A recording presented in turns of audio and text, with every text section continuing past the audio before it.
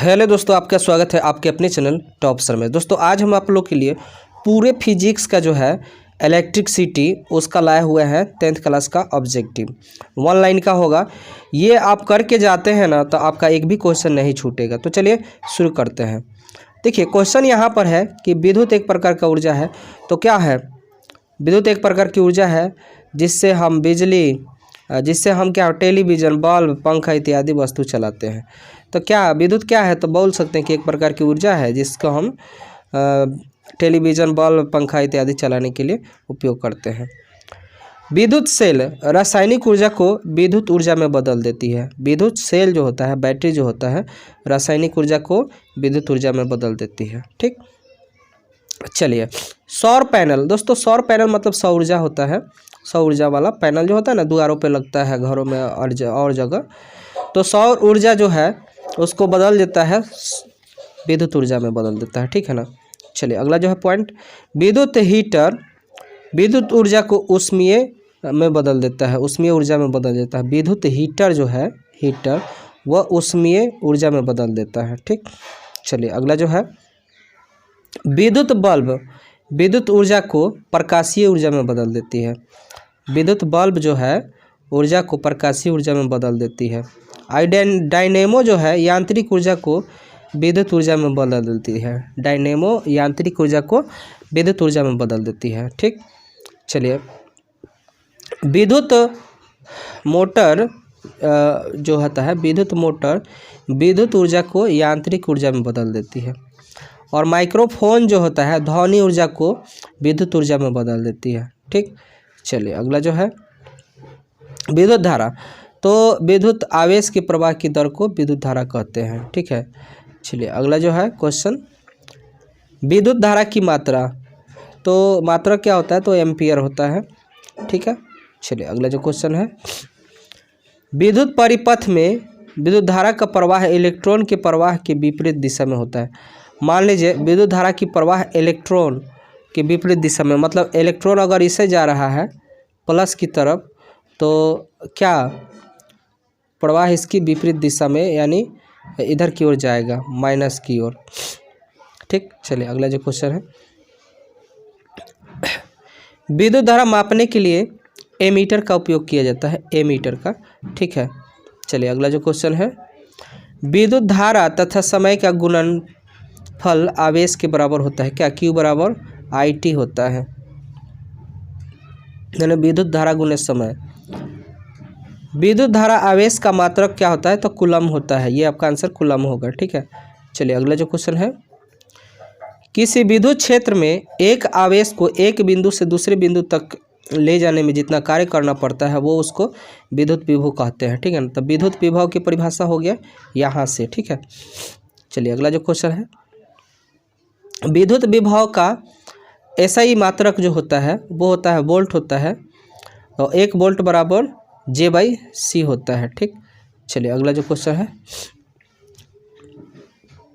विभवांतर की परिभाषा देखें तो किसी विद्युत क्षेत्र में दो बिंदुओं के बीच विभव का अंतर विभवांतर कहलाता है। इसका SI मात्रक जो है वोल्ट होता है। चलिए अगला जो क्वेश्चन है, चालक पदार्थ वैसे पदार्थ जिनसे होकर विद्युत धारा सुगमता मतलब आसानी से प्रवाहित हो जाता है उसको हम लोग चालक पदार्थ कहते हैं। ठीक है ना। सभी धातुएं जो है चालक है। सबसे अच्छा चालक जो है चांदी को माना जाता है। सबसे अच्छा चालक चांदी को कहा जाता है। ठीक, चलिए अगला जो क्वेश्चन है, कुचालक वैसे पदार्थ जिनसे विद्युत धारा प्रवाहित नहीं हो सकती है कुचालक कहलाती है, जैसे लकड़ी, रबर, प्लास्टिक इत्यादि जो है। चलिए अगला जो क्वेश्चन है, अर्धचालक। अर्धचालक दोस्तों ऐसे पदार्थ जिनसे चालक तथा अचालक दोनों के गुण पाए जाते हैं अर्धचालक कहलाते हैं। जैसे में आर्सेनिक हो गया, सिलिकॉन हो गया, जर्मेनियम हो गया। ये सारे दोस्तों जो है आपसे ऑप्शन में पूछ सकते हैं निम्न में से कौन सा अर्धचालक है। ऑप्शन आपको दे देगा ये तीनों, लास्ट में दे देगा इनमें से सभी। तो आपको सभी को टिक करना होगा। ठीक,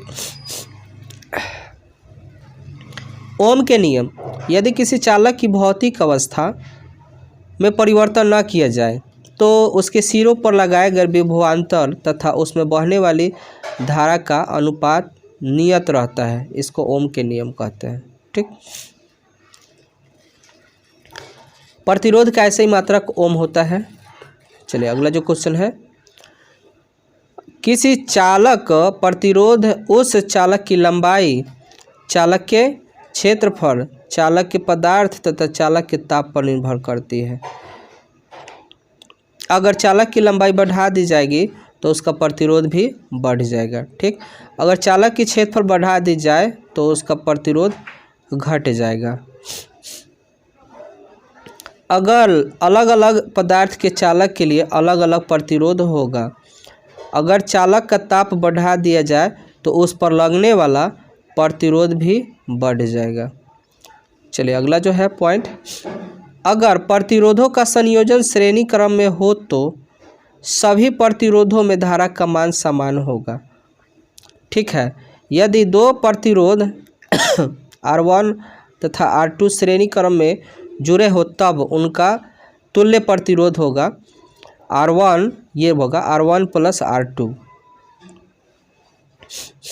अगला है पॉइंट, अगर प्रतिरोधों का संयोजन समांतर क्रम में हो तो सभी प्रतिरोधों में समान विभवांतर होगा। ठीक, किसी चालक में विद्युत धारा प्रवाहित करने पर उसके ताप में होने वाली वृद्धि को विद्युत धारा का ऊष्मीय प्रभाव कहते हैं। विद्युत धारा का ऊष्मीय प्रभाव किसको कहते हैं? यहाँ से अगर आपसे कुछ क्वेश्चन पूछ जाए कि विद्युत धारा का ऊष्मीय प्रभाव, तो बोलना होगा कि किसी चालक में धारा प्रवाहित किया जाता है, उसके ताप में वृद्धि हो जाता है, यानी गर्म होकर ऊष्मा उत्पन्न करने लगता है, तो हम उसको बोलेंगे। किसी चालक में विद्युत धारा प्रवाहित करने पर अवैध होने वाली यानी खर्च होने वाली ऊर्जा को विद्युत ऊर्जा कहते हैं, और इसके बराबर होता है WQ VIT I² RT, ये सब उसका यूनिट होता है ऊर्जा का। ऊर्जा का सबसे छोटा मात्रक जो होता है इलेक्ट्रॉन वोल्ट होता है, और एक इलेक्ट्रॉन वोल्ट बराबर होता है, एक इलेक्ट्रॉन वोल्ट बराबर 1.6 गुने 10⁻⁻⁻19 कूलम होता है, जूल होता है। ठीक, जूल।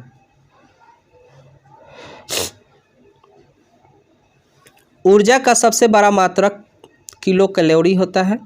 ठीक, चलिए अगला जो है पॉइंट, विद्युत हीटर विद्युत धारा के ऊष्मीय प्रभाव पर आधारित होता है। विद्युत जो है हीटर होता है वो ऊष्मीय प्रभाव पर आधारित होता है, और 1 कैलोरी बराबर होता है 4.2 जूल होता है।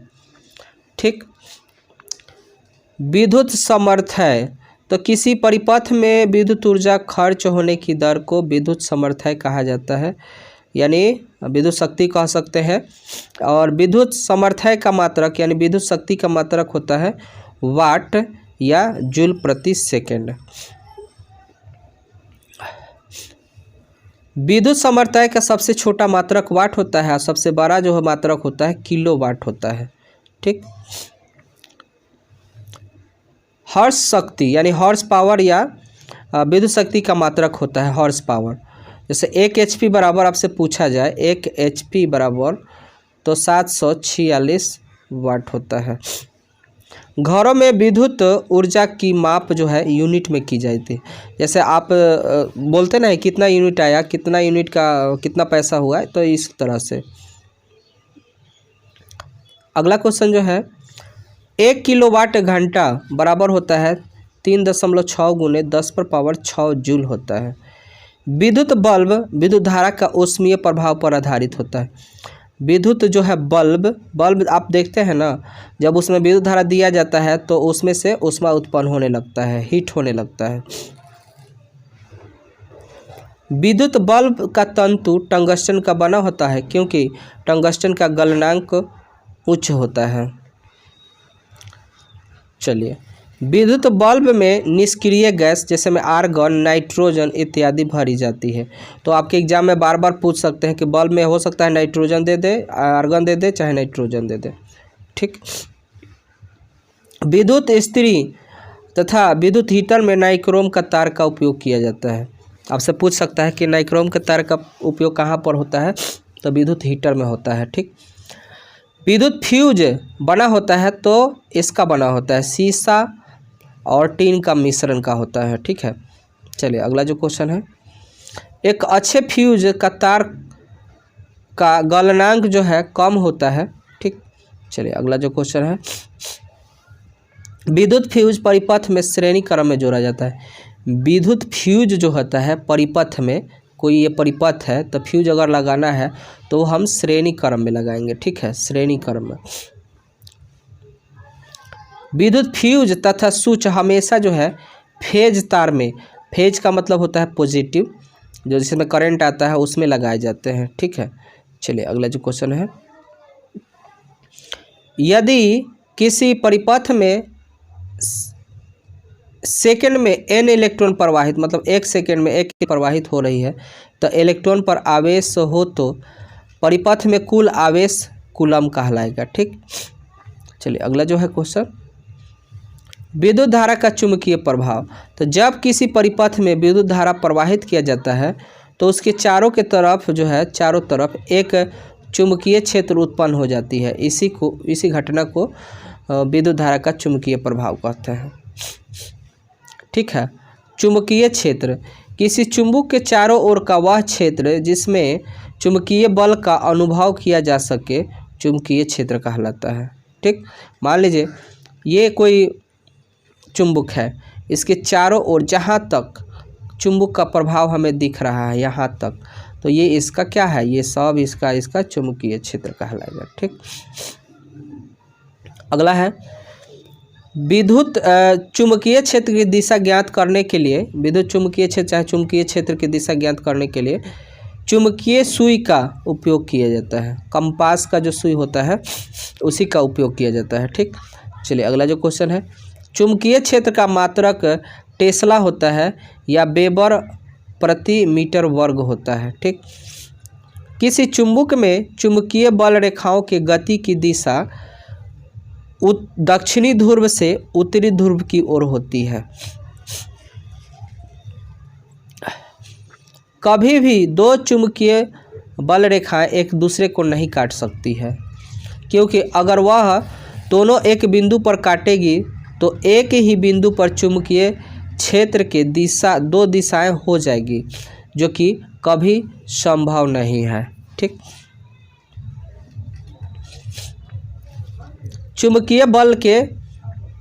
चुंबकीय बल रेखा की किसी बिंदु पर खींचा गया स्पर्श रेखा उस बिंदु पर चुंबकीय क्षेत्र की दिशा बताती है।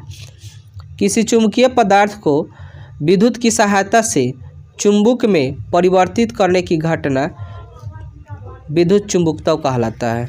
ठीक, दक्षिण जो है ना, दाएं हाथ के अंगूठे का नियम, मैक्सवेल का दक्षिणावर्ती पेच का नियम तथा दाएं हाथ के हथेली के नियम से बहुत जो विद्युत बल रेखाओं की दिशा ज्ञात किया जाता है।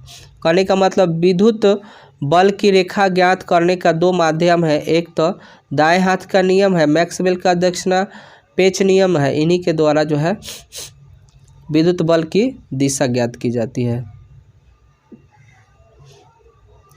फ्लेमिंग के बाएं हाथ के नियम तथा दाएं हाथ के अंगूठे के नियम से चालक पर लगने वाले बल की दिशा को ज्ञात किया जाता है।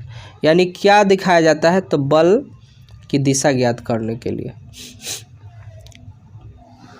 विद्युत मोटर विद्युत ऊर्जा को यांत्रिक में बदल देता है। विद्युत क्षेत्र में चालक आवेशित होने की क्रिया को विद्युत प्रेरण कहते हैं। यानी देखिए, विद्युत क्षेत्र में चालक के आवेशित होने की क्रिया को विद्युत प्रेरण कहते हैं। ठीक है, विद्युत फ्लक्स एक समान चुंबकीय क्षेत्र में स्थित किसी तल के लंबवत गुजरने वाले संपूर्ण चुंबकीय बल रेखाएं की संख्या उस तल से बद्ध चुंबकीय फ्लक्स कहलाती है। चुंबकीय फ्लक्स का मात्रक होता है वेबर। ठीक, ये दोस्तों आपका तो ये आगे क्लास का है, तो इसको हम छोड़ देते हैं। प्रेरित धारा की दिशा ज्ञात करने के लिए फ्लेमिंग के दाएं हाथ का नियम का प्रयोग किया जाता है। विद्युत जनित्र या प्रत्यावर्ती धारा डायनेमो जो है यांत्रिक ऊर्जा को विद्युत ऊर्जा में बदलती है और यह विद्युत चुंबकीय प्रेरण के सिद्धांत पर कार्य करती है।